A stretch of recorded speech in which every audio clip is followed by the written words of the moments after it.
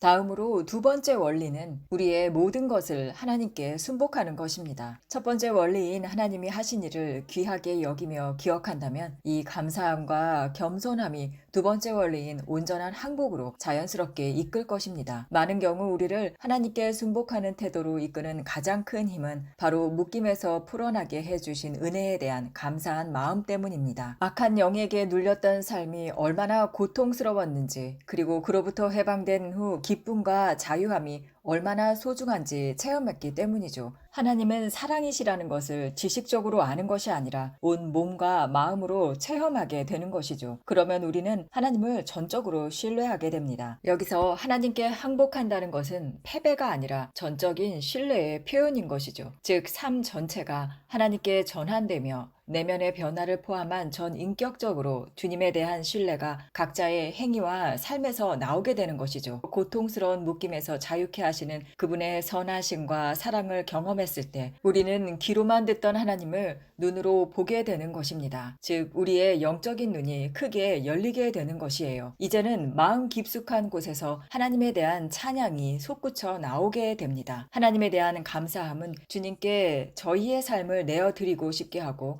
세상에서 눈을 돌려 주님만을 바라보게 합니다. 그렇게 하나님을 기쁘시게 하는 삶을 살고 싶게 되는 거죠. 아멘. 이런 고백은 해방을 경험한 우리 모두가 가질 수 있는 반응입니다. 해방을 만끽한 우리들은 실제로 살아계신 하나님을 더 깊이 만나고 하나님의 임재를 더욱 사모하게 됩니다. 그리고 그분의 능력이 아닌 그분 자체를 더욱 바라보게 됩니다. 그렇게 하나님께 순복하는 자세는 우리의 신앙을 성숙한 자리로 이끌어주죠. 그런데 이런 하나님을 향한 자발적 순복조차도 모두 우리 자신의 유익을 위한 하나님의 축복 중 하나입니다. 정말 좋으신 하나님이시죠. 하나님께 순복하라, 마귀를 대적하라, 그들이 도망치리라 하신 말씀대로 하나님께 순복하는 것 자체가 큰 영적 무기와 단단한 보호막이 됩니다. 하나님께 순복한다는 것을 일상생활에서 적용해보면 우리의 삶 모든 부분, 우리의 꿈과 의지, 열정, 자기 중심적인 야망과 인간관계, 일상생활, 그 모든 우리의 시간을 보내는 방식까지도 휴대폰이나 TV로 무엇을 보는지까지 그 모든 것을 할 때 하나님을 의식하는 것이 됩니다. 말씀드렸듯이 우리가 하나님께 순복할 때 그 유익은 바로 우리 자신들의 것이 됩니다. 하나님을 위한 것이 아니죠. 이렇게 하나님께 순복하고 주님께 시선을 고정하면 어떤 일이 생길까요? 바로 영적인 보호의 문이 철저하게 닫아지게 됩니다. 에베소서 4장 27절에 마귀에게 틈을 주지 말라, 이 말씀은 믿는 자들, 곧 그리스도인들에게 쓰여진 것이죠. 사도 바울이 말한 마귀에게 틈을 주지 말라는 이 말씀은 영적인 문을 열지 말라는 뜻입니다. 틈을 내어주는 것은 우리의 소중한 공간인 집 문을 잠그지 않고 내어주는 것이 아닙니까? 살짝 열어둔 채로 두는 것은 또 어떻고요? 그게 바로 틈입니다. 진입자는 언제든지 이 틈을 탈 수 있겠죠. 다시 말해 그 틈은 영적 세계에서는 악한 영들에게 합법적으로 접근을 허락하는 것과 같습니다. 그럼 일곱 귀신을 몰고 온 악한 영이 다시 언제든지 들어올 수 있게 되겠죠. 해방을 얻은 후에 반드시 이 틈을 차단해야 합니다. 그리고 이 틈은 우리 스스로가 자유의지로 열어놓는 경우가 대부분이기 때문에 더욱 주의해야 하죠. 그래서 그리스도인일지라도 자유의지로 적극적으로 틈을 막지 않는다면 마귀는 언제든지 틈을 탈 수 있습니다. 여러분, 우리 스스로가 영적인 문을 열지 말지를 스스로 결정할 수 있다는 사실을 절대 잊지 마십시오. 악한 영에게 합법적인 접근 권한을 주지 마십시오. 그것을 명심해야 합니다. 문단속에 대한 경각심이 없으면 틈은 벌어질 수밖에 없죠. 영적 원리에 무지하면 안 됩니다. 그럼 보통 어떤 경로로 틈을 타게 될까요? 가장 첫 번째 이유는 이제껏 말씀드린 자유의지, 즉 자신의 선택 때문입니다. 두 번째는 가계로부터 물려받은 어떤 묶임, 즉 자기의 자유의지와는 크게 상관이 없죠. 마지막 세 번째는 어린 시절 겪은 일들로 문이 열리게 됩니다. 그것은 무지로부터 생긴 결과죠. 그러나 비록 어린이들도 이런 딱딱한 음식, 즉 진리를 충분히 이해하고 받아들일 수 있다는 것을 저희는 알지요. 아멘. 그것은 나이와 상관없이 이 진리를 가르치는 교회에 있지 않아 않았기 때문에 무장되지 못한 것일 수도 있습니다. 그래서 그때 문이 열려버린 것이죠. 이 모든 일은 문이 열려 있을 때 발생합니다. 그래서 우리가 자유함을 받았다면 반드시 해야 할 일은 자신의 삶과 영적인 삶을 점검하고 아직도 열려 있는 문이 있는지 확인하는 것입니다. 사역 중에 여러 경우를 만납니다. 악한 영으로부터 자유함을 구하러 오시는 분들 중에는 악한 영이 들어오도록 문을 열어놓은 상태인 경우도 있죠. 물론 하나님은 그런 상태에서도 자유함을 주시지요. 여기서 한 가지 우리가 알아야 하는 영적 원리는 어떤 경우에는 해방을 받아야지만 비로소 닫을 수 있는 문도 있다는 것입니다. 마태복음 12장에서 예수님께서도 먼저 귀신을 결박하거나 내쫓은 후에야 사람의 온전한 회복이 이루어졌다고 하셨습니다. 거라사 광인의 경우처럼 그가 제정신을 회복하고 말씀을 듣게 된 것은 먼저 해방이 있었기 때문이죠. 즉 어떤 경우에는 자유함이 임한 후에야 자신이 열어놓았던 문을 인식하고 닫을 힘을 얻게 되는 것입니다. 그럼 이렇게 외부에서 속박을 끊도록 도와줘야 하는 경우는 어떤 경우일까요? 첫 번째는 누군가와의 관계 속에 악한 혼적 결속, 즉 소울타이에 의한 경우입니다. 특정 사람과의 관계를 여러 번 끝내려 했지만 항상 뭔가 보이지 않는 힘이 붙잡고 있어 끊을 수 없는 경우죠. 다른 사람에겐 단호하게 말할 수 있었는데 유독 그 사람에게는 거절이 쉽지 않은 경우입니다. 어떤 악한 영적인 힘이 그 관계를 붙잡고 있었던 것이죠. 이런 경우를 악한 영으로 인한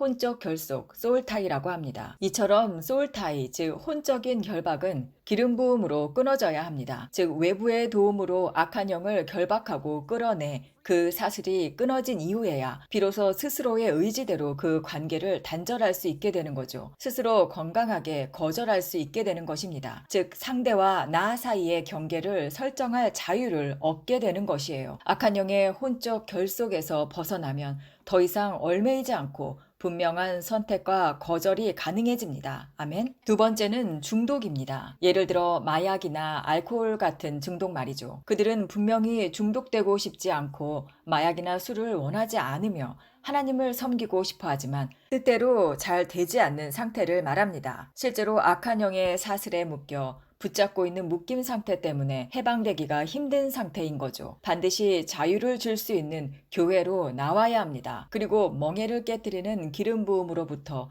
해방을 받아야 하죠. 그제야 그들은 마약이나 술에 대한 욕구가 사라졌음을 발견하게 됩니다. 단 이후에 그 문을 다시 열지만 않는다면 그 욕구는 다시 생기지 않습니다. 이런 중독의 경우도 해방 이후에 반드시 즉시 문을 닫는 것이 정말 중요합니다. 마귀가 틈타지 않도록 말이죠. 쉽게 예를 들어서 악한 영이 어떻게 틈을 타는지 말씀드려 보겠습니다. 해방을 받은 직후에 그들은 아무 욕구를 느끼지 못하죠. 술이나 담배가 혹은 마약이 생각나지 않게 됩니다. 하지만 여전히 집에 술을 두고 있다면 몇 주 후엔 이렇게 생각하게 되죠. 그냥 한 잔은 괜찮겠지. 이미 갈망도 없는데 뭐 어때? 이렇게 자기 합리화를 하게 되죠. 한 잔쯤은 괜찮겠지? 그런데 그게 바로 틈이 생기는 것이죠. 그래서 그들은 그 한 잔을 마시고 나서 자신이 다시 갈망하게 된다는 걸 느끼기 시작합니다. 그리고 어느 순간 악한 영들은 다시 돌아와 있습니다. 그리고 더 많은 악한 영들을 함께 데리고 들어오죠. 관계에서도 마찬가지입니다. 특히 연애 관계에서 자주 일어나죠. 헤어졌지만 여전히 감정이 남아있고 감정적 연결, 즉 정서적 추억, 혼적 결속이 여전히 남아있게 되죠. 그 사람을 여전히 사랑할지 모르지만 하나님은 분명히 말씀하셨습니다. 너희는 멍에가 같지 않다. 그 사람은 마귀에게 눌려있고 자유를 원하지 않는 상태라면 말이죠. 상대방은 악한 영의 지배를 받고 있고 악한 영은 자유를 절대 주려고 하지 않기 때문에 그 관계를 유지하면 할수록 점점 어둠 속으로 끌어들여지게 됩니다. 즉 함께 묶이게 되는 것이죠. 하지만 해방을 받고 나면 우리는 이렇게 말할 수 있게 됩니다. 나는 하나님의 능력으로 이제 아니오라고 말할 수 있어. 경계를 세울 수 있어. 그리고 마침내 그 관계를 끊습니다. 하지만 어느 정도 시간이 지나면 감정이 다시 올라오죠. 그 사람이 그리워지고 조금씩 생각이 나기 시작합니다. 당연히 악한 영들은 전략을 준비하고 있죠. 그들은 일주일 혹은 2주 혹은 한 달쯤을 기다립니다. 소울타이로 묶였던 전 남자친구나 여자친구에게 보고 싶어 라는 문자를 보내게 만들죠. 그리고 다음엔 이렇게 되죠. 아, 뭐 어때? 그냥 답장 한 번쯤은 나야 괜찮아. 나 정도면 흔들리지 않지. 하고 문자를 보내게 되는 거죠. 그런데 바로 그 순간 악한 영이 돌아오고 그 혼적 결속이 다시 연결됩니다. 즉, 그 혼적 연결고리가 다시 묶여 악한 영들이 다시 들어오게 되는 거죠. 그래서 말씀드리는 것입니다. 우리가 자유함을 받았다면 바로 그 순간부터 문을 닫아야 합니다. 집에 있는 술, 약, 모두 즉시 치우십시오. 그리고 그 관계도 하나님이 끊으라고 하셨다면 즉시 단절해야 합니다. 경계도 바로 설정해야 하죠. 컴퓨터에 있는 음란물도 모두 삭제하십시오. 하나님께서 그렇게 말씀하셨다면 즉시입니다. SNS에서 끊어야 할 사람들을 언팔로우 하십시오. 삭제해야 할 전화번호가 있다면 즉시 지우십시오. 해방받은 그 순간에 바로 하셔야 합니다. 그렇지 않으면 문이 열린 채로 남아있게 되는 거죠. 그 열린 문으로 더 많은 악한 영들이 들어오게 되는 원리입니다. 그래서 첫 번째, 이미 열려 있었던 문을 반드시 닫으십시오. 그 문들은 우리가 자유를 받기 전까지는 닫을 수 없었지만 이제 해방을 얻은 이후에는 우리의 자유의지로 우리의 책임으로 닫아야 합니다. 그리고 두 번째는 아직 묶임으로 연결되지는 않았지만 앞으로 연결될 가능성이 있는 열린 문들도 진지하게 점검해 봐야 합니다. 우리가 그 문들을 계속 열어둔다면 악한 영들은 그것들을 노리고 반드시 찾아 돌아올 것입니다. 이것은 우리 집 현관문이나 차문을 잠그지 않는 것과 똑같죠. 예전에 한번 제가 차문을 깜빡하고 잠그지 않은 적이 있었습니다. 거의 그럴 일이 없는데 그날은 좀 바빠서 깜빡했었죠. 그런데 바로 그날 차가 부서진 흔적도 없이 털려버린 것입니다. 문을 잠그지 않았기 때문이죠. 바로 같은 원리입니다. 문이 열려 있다고 해서 악한 영들이 즉시 들어오는 것은 아니지만 매우 위험한 상태라는 것이죠. 겉으로 보기엔 닫혀 있는 것처럼 보여도 그것은 잠그지 않은 상태니 열린 것과 다름이 없습니다. 항상 위험은 존재한다라는 것입니다. 그래서 항상 문을 닫고 잠가두는 것이 중요하죠. 여러분 중에는 분명히 해방받으신 분들이 계실 거예요. 주요한 묶임에서 자유케 되었지만 아직 열려있는 문들이 남아있고 삶의 일부는 여전히 미지근하게 살아가고 있는 분들도 있습니다. 하지만 여러분, 이 말씀을 잘 들어보세요. 아주 중요한 원리가 담겨 있습니다. 여러분이 자유케 되었다면 악한 영들은 영적인 존재이므로 우리 안에 어떤 문이 열려 있거나 제대로 잠기지 않은 것을 바로 알 수 있죠. 그동안은 다른 영역에는 손대지 않았다는 거죠. 이미 묶여있는 부분 하나로도 만족했으니까요. 지금까지는 그 문들엔 굳이 손대지 않았던 거예요. 그러나 예수님의 이름과 성령님의 권능으로 내쫓김과 수치를 당한 악한 영들은 이전보다 더 하나님의 자녀들과 하나님을 모욕하고 싶어 호시탐탐 틈을 노리게 됩니다. 그래서 하나님과 주의 자녀들과 교회를 부끄럽게 만들려고 하죠. 그들은 우리를 집중적으로 더 노리게 되죠. 그래서 어떤 문이 열려 있는지, 잠기지 않았는지를 늘 찾고 있죠. 그래서 우리가 해방되었다면 진지하게 접근해야 합니다. 하나님께 순복하고 진지한 태도로 임해야 하죠. 삶을 점검해야 합니다. 내 삶에 어떤 문이 열려 있는가 말이죠. 그리고 하나님께 순복하고 닫힌 문을 지키는 방법 중에 가장 좋은 팁을 하나 말씀드리겠습니다. 바로 죽음의 말을 멈추는 것이죠. 입술에서 생명의 말만 나오게 하십시오. 생명의 말만 하세요. 아예 입을 조용히 하는 것부터 시작하는 것도 좋습니다. 저도 처음에는 그렇게 시작했거든요. 저는 이 계시를 받고 결심했습니다. 하나님의 뜻이 아닌 말은 절대 하지 않겠다. 그래서 말을 하기 전에 생각하고 말하기를 더디하라는 야고보서 말씀을 따르기로 결정했습니다. 이 방법은 정말 간단하면서도 강력한 방법이죠. 그래서 저는 일단 말을 내뱉지 마십시오. 그리고 더디 말해보세요 라고 권면하죠. 즉흥적으로 말하지 마십시오. 더디 말해야 하나님께서 우리의 입을 훈련시키실 수 있습니다. 감정대로 툭툭 말하지 못하도록 하는 생명의 훈련입니다. 감정에 따라 말했다가 자기 자신이나 다른 사람에게 죽음의 말을 내뱉는 일이 생기지 않도록 주의해야 하죠. 이제부터 우리가 반드시 조심해서 닫아야 할 여러 문들에 대해 말씀드리겠습니다. 먼저 술, 마약, 포르노 같은 것들. 우리 집 안에 이런 것들이 있다면 그것은 열려있는 문이나 다름없습니다. 이건 중독의 문이 될 수 있기 때문이죠. 또한 핸드폰을 너무 오래 보는 것, SNS에 과하게 몰입하는 것도 마찬가지입니다. 자신에게 정직하게 질문을 한번 해보세요.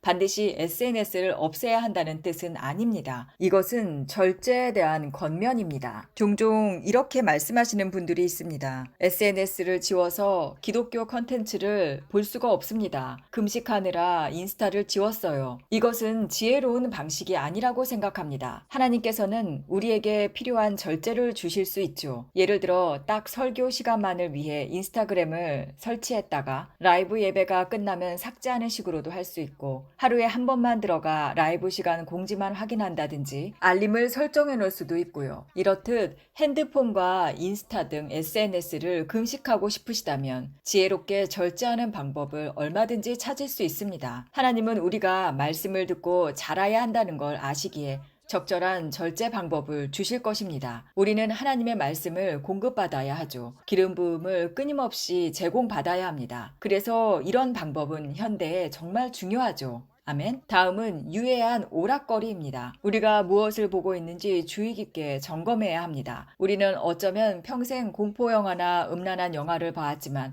별일 없다고 생각하실 수도 있어요. 하지만 지금은 다릅니다. 우리가 하나님의 자녀가 되고 해방을 얻으면 악한 영들은 들어갈 틈을 계속해서 노린다고 했습니다. 그런 상태에서 공포영화를 보면 갑작스러운 불안감이 엄습할 수 있죠. 그러니 그런 오락거리들에 대한 문을 닫으십시오. 악한 영이 들어올 수 있는 문입니다. 세속적인 컨텐츠, 오락은 악한 영의 통로가 될 수 있습니다. 그리고 또 한 가지, 우리 주변에 나쁜 영향력을 주는 사람들을 끊어내십시오. 사람들과 관계에 대한 분별력이 필요합니다. 하나님은 세상 사람들을 사랑하되 가깝게 두라고 말씀하시진 않았습니다. 예수님조차도 12제자만 가까이 두셨고 그 중에서도 단 3명만 더 가까이 두셨죠.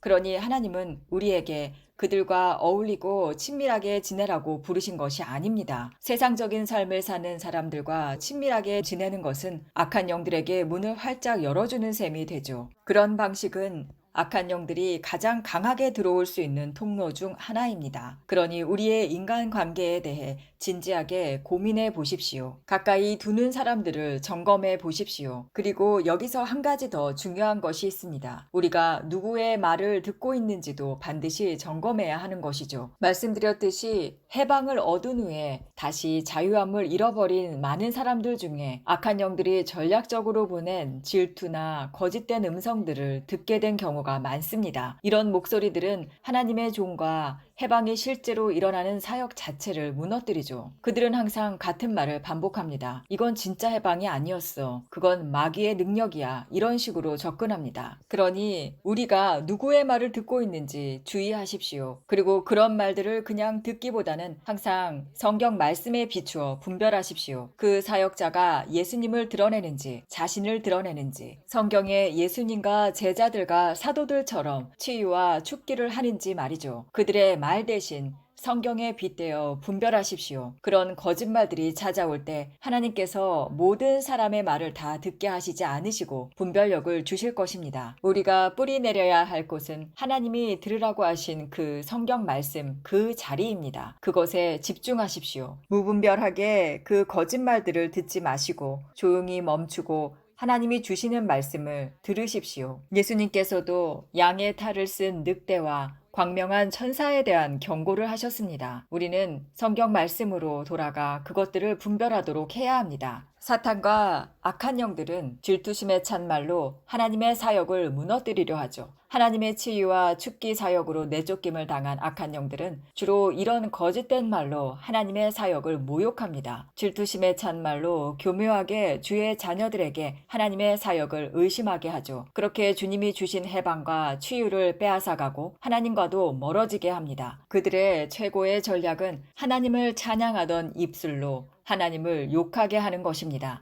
그러니 들려오는 목소리를 분별하십시오. 그냥 다 듣지 마십시오. 모든 사람의 말을 다 듣는 것은 지혜롭지 못합니다. 우리는 사람이 아닌 하나님의 말씀을 들어야 하죠. 사람은 언제 어떻게 변할지 알 수가 없지만 오직 어제도 오늘도 영원토록 변치 않으시는 분은 하나님 한 분뿐이기 때문입니다. 하나님께서 우리를 심으신 곳, 말씀을 듣게 하신 그 자리에 머물며 집중하십시오. 하나님께 묻지도 않고 그냥 다 들어보자는 태도는 우리의 영혼에 큰 혼란을 줍니다. 여러분 들어주셔서 감사합니다. 다음에 이어서 더 깊이 말씀드리도록 하겠습니다. 우리가 받은 자유함을 지키고 유지하며 영광에서 영광으로 나아가는 풍성한 삶을 걷도록 주님의 이름으로 축복합니다. 할렐루야, 아멘.